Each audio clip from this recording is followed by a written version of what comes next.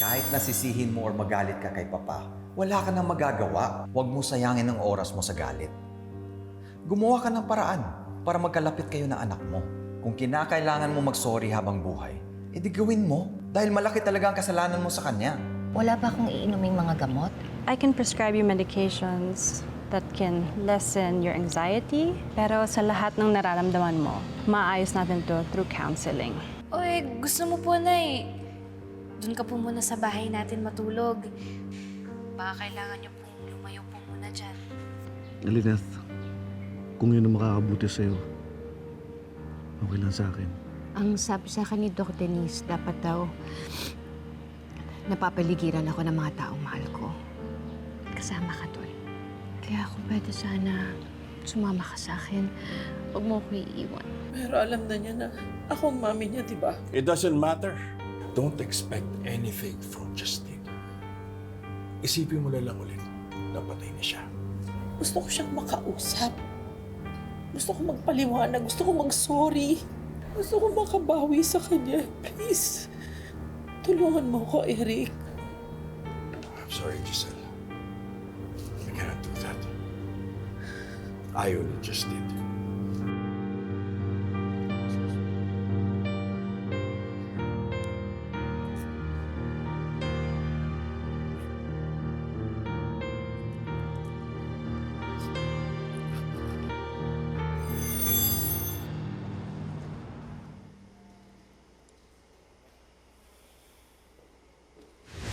Sana nga ikaw na lang yung napahamak eh. Nagpa-party pa sana.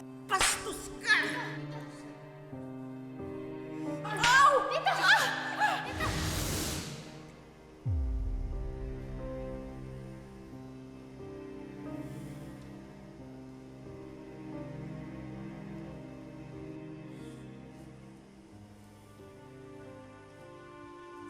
Justine. Dad, Usap kami ni Giselle. Gusto ka niya makita. Gusto raw niya magpaliwanag at bumawi sa'yo. Oh, what's with the look? Obviously, I said ayaw mo.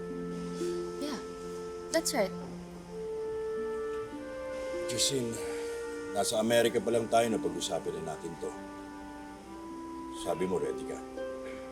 Oo nga, ready nga ako. You know, obviously, I see that you're affected. Nakita na naman kayo ng lolo mo. At alam mo kung anong kondisyon niya. O buti pa siguro, huwag ka na munang bumalik doon sa ospital para hindi muna kayo magkita.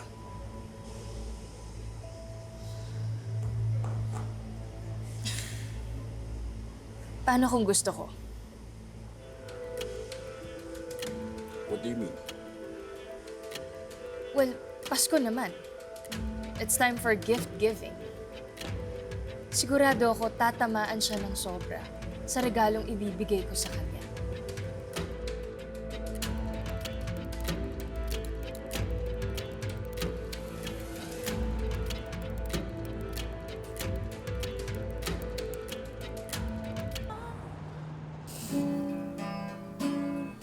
Joy to the world, the Lord is come.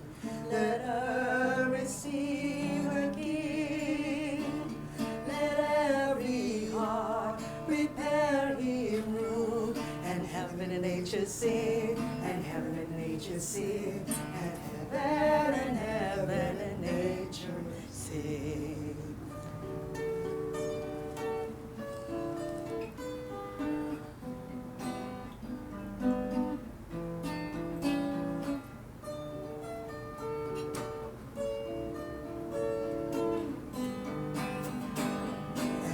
Heaven and nature sing.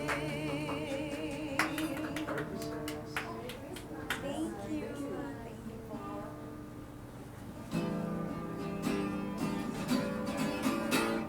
Joy to the world, the Lord is come. Let earth receive her King. Anong joy? Mukha ba akong joyful? Do I look joyful? Sorry po, ma'am. Pasensya Pwede ba na. umalis na kayo sa harapan ko? Yes po. No worries Tita. po. Pasensya na po kayo ah. Apo. Sorry. Apo. Sorry. Okay lang po, ma'am. Tita, umupo ka nga po muna. Annalyn, what are you doing here? Upo ka po muna, tita.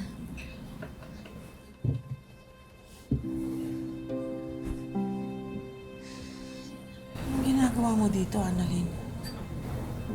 Sabi po ng sekretary mo, dito ka daw po, kaya pinuntahan po kita. Parang ang dami mo na pong nainom, tita. Tama na po. Annalyn, mabuti pa umuwi ka na. Umalis ka na. Baka mahawa ka pa sa kamalasan ko eh. Why don't you just go home and be freaking married?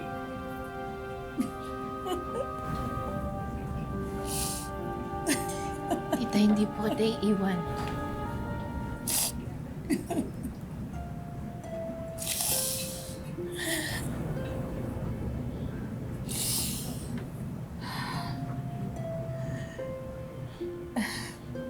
You know, I used to love the Christmas season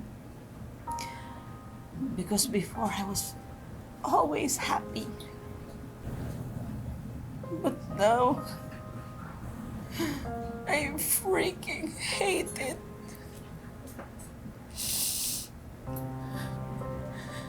Papa is in a coma. Magkagalit kami ni Ubeng and my daughter. Buhay nga siya pero she despises me.